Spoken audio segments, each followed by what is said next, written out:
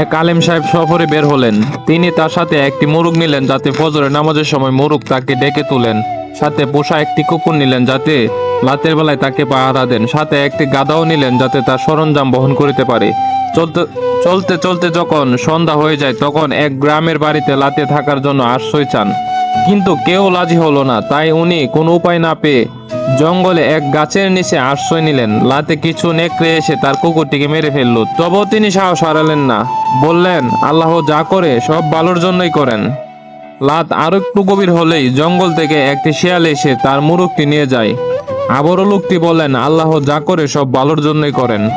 রাত যখন আরো গভীর হলো তখন একদল নেকড়ে এসে তার গাধাটিকে টেনে হিঁচড়ে নিয়ে গেল। তখন আলেম সাহেব হাত তুলে বললেন, আল্লাহ যা করে সব ভালোর জন্যই করেন। এই ভাবতে ভাবতে উনি ঘুমিয়ে গেলেন। হঠাৎ চারদিকে চিৎকার চেঁচামেচি শুনে তার ঘুম ভেঙে গেল। পরের দিন সকালে খোঁজ নিয়ে জানতে পারলো শেষ রাতে ওই গ্রামে ডাকাত আক্রমণ করেছে। অনেক লোক হত্যা করে তাদের সবকিছু লুটপাট করে নিয়ে গিয়েছে।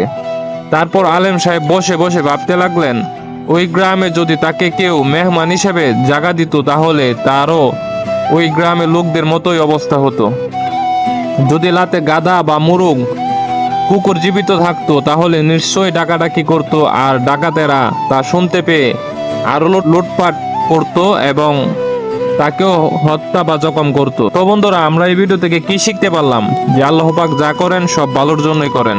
তো ফ্রেন্ডস, আজকের এই ভিডিওটি আপনার লাইফের জন্য একটুও কাজের মনে হলে লাইক করুন, শেয়ার করুন আপনার বন্ধুদের সঙ্গে। আর এমনই সমস্ত ইন্সপায়ারিং ভিডিও সবার প্রথমে পাওয়ার জন্য এখনই আমাদের চ্যানেলটিকে সাবস্ক্রাইব করে পাশের বেল আইকনটিকে প্রেস করে রাখুন। সম্পূর্ণ ভিডিওটি দেখার জন্য আপনাকে অসংখ্য ধন্যবাদ। আপনার সময় অনেক অনেক অনেক ভালো কাটুক।